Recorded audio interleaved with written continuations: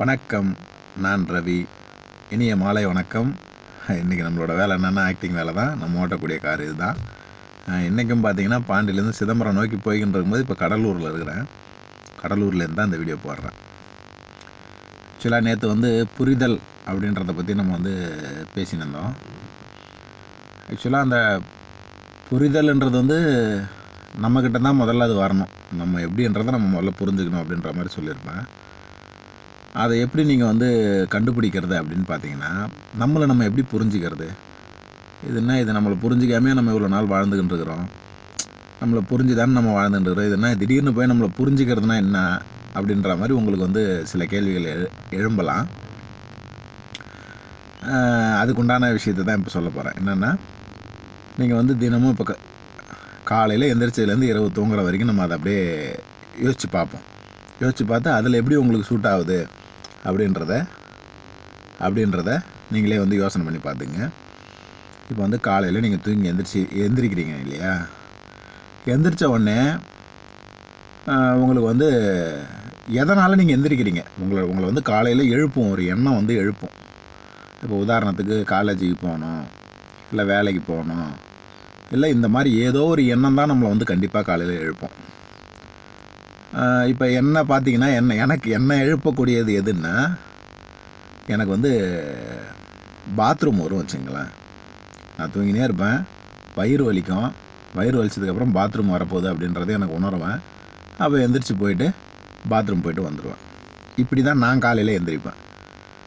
இதுக்கிடையில் 6 மணிக்கு எந்திரிப்பியானா 6 மணிக்கு நான் எந்திரிக்க மாட்டேன். 7 மணிக்கு எந்திரிப்பியானா 7 மணிக்கு எந்திரிக்க மாட்டேன். இந்த 7 to 8:30க்குள்ளே நான் ஃப்ரீயாக இருக்கிறேன் அப்படின்னா, சப்போஸ் இந்த மாதிரி வண்டி ஓட்ட போகிறேன்னா, நான் காலையில் 4 மணிக்கு கூட எந்திரிச்சு கிளம்புவேன். மற்றபடி ஃப்ரீயாக இருக்கிறேன், எனக்கு 9 மணிக்கு மேலே தான் வேலை அப்படின்னா, கண்டிப்பாக 7 to 8க்குள்ளே என்னை எழுப்பக்கூடியது பாத்ரூம் தான் எழுப்போம். எந்திரிச்சு போய் பாத்ரூம் போயிட்டு வந்ததுக்கப்புறம் நான் அதுக்கப்புறம் படுத்தாலும் படுப்பேன், இல்லை இருக்கக்கூடிய வேலை அடுத்ததுனாவோ அதை பார்க்க ஆரம்பிச்சிடுவோம்.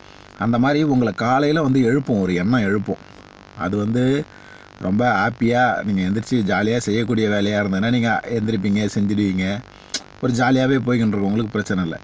சில பேருக்கு தூக்கத்தை காலையில் எழுப்பக்கூடியது எதுவாக இருக்குன்னா, அவங்களுக்கு அன்றைக்கி இருக்கக்கூடிய பிரச்சனை, போய் அவங்களுக்கு காசு கொடுக்கணும், இல்லை எனக்கு ஸ்கூலுக்கு போகிறதுக்கே பிடிக்கல, என்னை இப்போ நான் ஸ்கூலுக்காக கிளம்பணும் அப்படின்ற மாதிரியான எண்ணங்கள் தான் நம்மளை எழுப்போம்.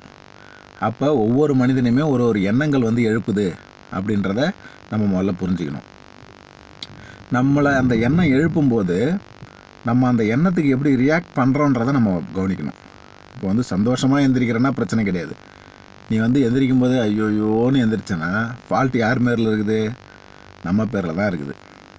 அது எவ்வளோ பெரிய வேலையாக இருந்தாலும் சரி, காலையில் அந்த எண்ணம் நம்மளை எழுப்புச்சுன்னா, காலையில் நம்ம அப்படியே பொறுமையாக நிதானமாக எந்திரிச்சு பக்கத்தில் யார் இருக்கிறா இவங்க எல்லாரையும் பார்த்துட்டு டீ குடிக்கணும்னு தோணுதான்னு பார்க்கணும். டீ குடிக்கணும்னு தோணுச்சுன்னா டீ குடிக்கணும், தோணலையா எந்திரிச்சிக்க வேண்டியதான். அடுத்தது என்ன, பல்லு விளக்கிட்டு கிளம்பணும். இப்படியா நிதானமாக ஒன்று ஒன்றா நம்ம யோசனை பண்ணணும். நம்ம எப்பயுமே டென்ஷனே ஆகக்கூடாது. நம்மளை எதிர்பார்த்து டென்ஷன் பண்ணாலும் நம்ம டென்ஷன் ஆகக்கூடாது. அப்போ எதிர்பார்த்து நம்மளை டென்ஷன் பண்ணும்போது நமக்கு டென்ஷன் ஆட்டோமேட்டிக்காக வரும். நம்ம யாரையாவது திட்டிடுவோம். ஆனால் திட்டினாலும் நம்ம அனலைஸ் பண்ணி பார்த்துக்கணும். நம்ம புரிஞ்சுக்கணும். முதல்ல இதெல்லாம் உங்களுக்கு அப்படியே தெரிய வரும். நம்ம டென்ஷன் ஆகக்கூடாதுன்னு தான் நினைக்கிறோம், ஆனால் நம்ம அவனை திட்டுறோம். எப்படி திட்டுறோம்? நினைக்கிறோம், செய்யக்கூடாதுன்னு நினைக்கிறோம், ஆனால் அவனை நம்ம திட்டுறோம். அப்போ நம்ம நினைக்கிறத நம்ம பாடி செய்யலை, நம்ம ஏதோ ஒரு வாழ்க்கையை வாழ்ந்துட்டுருக்குறோம். நம்ம நினச்சா மாதிரி நடக்கலை எதிரில். அப்போ எதிர்க்க ஒன்று நடக்குது, நம்ம ஒன்று நினச்சிக்கிட்டு இருக்கிறோம். அப்போ ஃபால்ட் யார் பேரில் இருக்குது? நம்ம பேரில் தான். எதிர்க்க நடக்கிறது எப்பயுமே நடக்கக்கூடியது தான். நம்ம இப்படி தான் இருக்கணும்னு நினைக்கிறோம், ஆனால் அப்படி நம்ம நடந்துக்கலை. அது காரணம் நம்ம சரியாக புரிஞ்சிக்கலை. எதிர்க்க நம்மளை யாரோ திட்டுறாங்கன்னும் போது, ஓ திட்டுறியா அப்படின்றத நம்ம கவனிக்கணும். அந்த திட்டுறதுல உண்மையாகவே நமக்கு நன்மை இருக்குதா இல்லை தீமை இருக்குதான்னு நமக்கு தெரியும். நன்மை இருந்ததுன்னா ஓகே, அவன் திட்டுறது நியாயம் தானே அப்படின்னு நம்ம எடுத்துக்கலாம். தீமை இருந்ததுன்னா இவன் ஒரு காமெடி பீஸ் பழகுது, இவன் எதுக்கெல்லாம் போய் என்ன திட்டின்னு இருக்கிற மாதிரி நினச்சின்னு நம்ம போயிட வேண்டியதான். இப்படி காலையில் எந்திரிச்சதுலேருந்து இரவு தூங்குற வரைக்கும் உங்கள்கிட்ட என்னென்னலாம் நடக்குது, உங்கள் எதிரில் யார் என்னென்னலாம் நடத்துகிறாங்க அப்படின்றதெல்லாம் நீங்கள் கவனிக்க தான் நம்ம பேரில் இருக்கக்கூடிய தவறு நமக்கு நல்லாவே புரியும். இது ஒரு நாள் ஆரம்பித்து ஒரு நாளில் முடிகிறது கிடையாது. இதை கண்டினியூஸாக ஒரு 6 மாதம் 1 வருஷம் நீங்கள் தொடர்ச்சியாக வாட்ச் பண்ணணும். எதிர்க்க என்ன நடக்குது. நான் ஒரு காலேஜ் படிக்கிறேங்க, நான் எப்படிங்க இதை போய் கவனிச்சுக்கிட்டு இருக்க முடியும் அப்படின்னா, நீங்கள் எது செஞ்சாலும் கவனிக்கலாம். எல்லாருக்குமே குறிப்பாக இப்போ ஒரு வேலைக்கு போகிறோன்னா எடுத்துக்குவோம். அவன் காலையில் எந்திரிக்கிறான், எந்திரிச்ச உடனே ஒய்ஃப் ஏன்பா குழு பணம் கட்டணும், அது பண்ணணும் இது பண்ணணும்னு அவன் வந்து டென்ஷன் பண்ணுதுன்னு வச்சுங்களேன். அவன் எந்திரிக்கிறான், ஓ நம்மளை சுற்றி உள்ள பிரச்சனை இருக்குதா அப்படின்றத மனசுக்குள்ளே வச்சுக்கிட்டு நம்ம வந்து அப்படியே எந்திரிக்கிறோம், குளிக்கிறோம், நிதானமாக கிளம்புறோம். சரிப்பா இரு, நான் போய் வேலைக்கு போகிறேன், கண்டிப்பாக எதாவது கிடச்சிதுன்னா நான் கொடுக்குறேன். இது வந்து ஒரு பிரச்சனை உள்ளவனுக்கு சொல்கிறேன். இப்போ என்னோடய வாழ்க்கையிலன்னு பார்த்தீங்கன்னா அந்த மாதிரி பிரச்சனை கிடையாது. பொதுவாக பிரச்சனையில் உள்ள மனிதன் வந்து எப்படி நம்மளை புரிஞ்சுக்கிறது அப்படின்றத அவன் யோசனை பண்ணாக்கா அவங்களுக்கு உண்டான ஒரு தகவல் தான் இது. அவங்க வந்து சரி ஓகே இருப்பா, டென்ஷன் ஆகாது, நம்ம பார்ப்போம், நான் போய் எனக்கு தெரிஞ்சவங்ககிட்ட கேட்டு பார்க்குறேன், எதாவது கிடச்சிதுன்னா நான் உனக்கு கண்டிப்பாக கொடுத்து அனுப்புகிறேன்ற மாதிரி ஒரு நிதானமாக சொல்லணும். அதையும் மீறி ஒய்ஃபு கத்துறாங்க போகிறாங்க வராங்கன்னா நம்ம வந்து ரொம்ப விளிம்பில் இருக்கிறோன்னு அர்த்தம். நம்ம அதுலேருந்து வெளில வர்றதுக்கு இன்னும் கொஞ்சம் நாள் ஆகும். விளிம்பில் இல்லாதவங்க சீக்கிரமாக வந்துடலாம். ரொம்ப விளிம்பில் இருக்கிறாங்க அப்படின்னா கொஞ்சம் கொஞ்சமாக தான் தட்டி எடுத்துன்னு வர முடியும். கொஞ்சம் கொஞ்சமாக எடுத்துன்னு வந்து தான் லெவல் பண்ணி தான் அப்புறம் தான் அவங்க புரிஞ்சிக்க முடியும். இந்த மாதிரி நம்மளை நம்ம புரிஞ்சிக்கிறதுலே நிறையா விதங்கள் இருக்குது வச்சுங்களேன். இந்த மாதிரி ஒவ்வொரு மனிதனுக்கும் ஒவ்வொரு பிரச்சனைங்க. அந்த பிரச்சனைகள்லாம் என்னன்றதை நம்ம வந்து நின்று பார்க்கணும். ஏதோ ஒரு படத்தில் வந்து நாகேஷ் கூட சொல்லுவார்.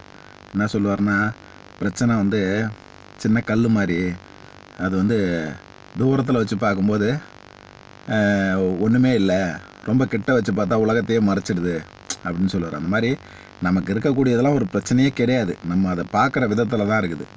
நம்ம டெய்லியும் வாட்ச் பண்ணோன்னு வச்சுக்கலாம். எந்த ஒரு பிரச்சனையுமா இருந்தாலுமே டெய்லி இப்போ ஒரு உதாரணத்துக்கு 2 பேர் சண்டை போட்டுக்கிறாங்கன்னு வச்சுக்கோமே, நம்ம திறந்தறதை விட்டுருவோம். நம்ம அதாவது திறந்தது மீன்ஸ் என்னென்னா நம்மளை புரிஞ்சுக்கிறத விட்டுருவோம். நம்ம என்ன பண்ணுவோம், உதாரணத்துக்கு இங்கேருந்து இப்படி பார்ப்போம், 2 பேரும் சண்டை போட்டுன்னு இருப்பாங்க. இவங்க அவங்கள திட்டுவாங்க, நம்ம பார்த்துன்னே இருப்போம். ஆனால் கடைசியில் வந்து நம்ம வந்து ஏதோ ஒரு ஜட்ஜ்மெண்ட் சொல்லுவோம், இது சரி இது தப்பு அப்படின்னு ஒரு ஜட்ஜ்மெண்ட் சொல்லுவோம் இல்லைங்களா. அதே ஜட்ஜ்மெண்ட் தான் நம்ம உடம்புக்குள்ளே டெய்லி நடக்குது. ஒரு விஷயத்தை மனசு செய்யுன்னு சொல்லும், உடனே மூளை வந்து அதை பற்றி யோசிக்கும், மூளை வேணான்னு சொல்லும், திரும்ப மனசு ஐயோ அதை மனசுன்றது என்ன நினைக்கிறீங்க நீங்கள்? மனசுன்றது ஒன்றும் கிடையாதுங்க. மனசுன்றது நம்மளோட உணர்வுகள் தான். நமக்கு ஒரு உணர்வு உருவாகும், அந்த உணர்வு மூலயமா நமக்கு சில யோசனைகள் உருவாகும். இதுதான் அந்த உணர்வு உருவாகிறது தான் வந்து இப்போ உணர்வு வந்து யாரோ திட்டுறாங்கன்னாக்க நமக்கு டக்குன்னு ஒரு கோபம் வரும், அதுதான் மனசு.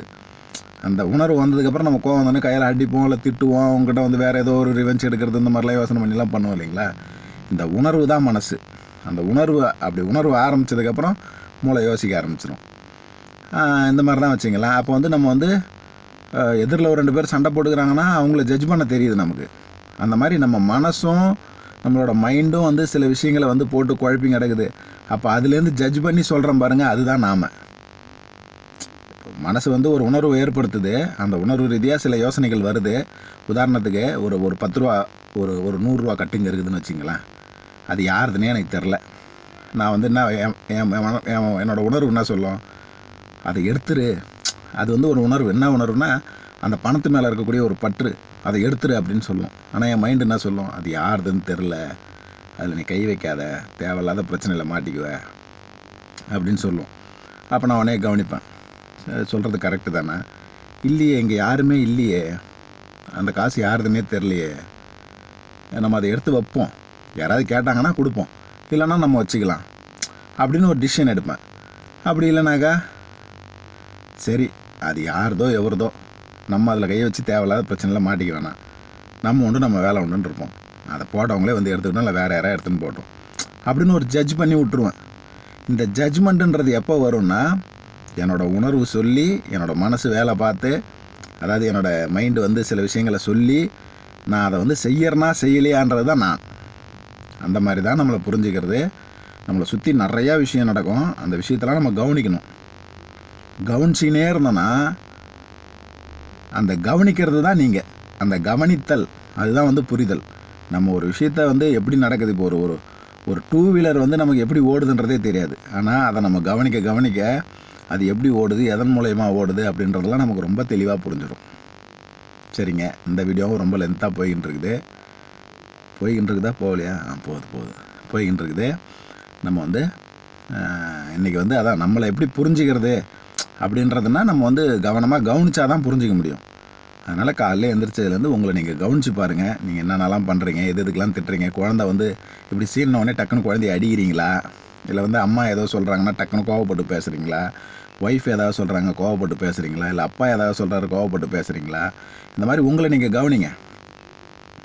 இந்த மாதிரி உங்களை நீங்கள் கவனிக்க ஆரம்பிச்சிங்கன்னா உங்களை நீங்கள் புரிஞ்சிக்க ஆரம்பிக்கிறீங்கன்னு அர்த்தம். கொஞ்சம் கொஞ்சமாக உங்களை நீங்கள் புரிஞ்சுக்கிட்டீங்கன்னா, இப்போ உதாரணத்துக்கு யாரோ ஒருத்தவங்க எதிரில் என்ன சண்டை போட்டுனே இருப்பாங்க. என்னப்பா கேரக்டர் இவர், எல்லாத்துக்குமா சண்டை போட்டுன்னு இருப்பாங்க, ஏதோ ஒரு விஷயத்துக்கு பேச வேண்டியதான், எல்லாத்துக்கும் அப்படின்னு நம்ம வந்து ரொம்ப கேவலமாக பேசுவோம் அவரை. அந்த மாதிரி தான் நம்மளும் இருக்கிறோம். நம்மளை நம்ம கவனித்து பார்க்கும்போது நம்ம எந்த அளவுக்கு செயல்படுறோம், நம்ம எவ்வளோ கேவலமாக இருக்கிறோன்றதெல்லாம் நம்ம புரிஞ்சிக்கும் போது தான் தெரியும். அதனால் கவனித்து பாருங்கள், உங்களை நீங்கள் புரிஞ்சிக்கலாம். பார்ப்போம். நன்றி, வணக்கம்.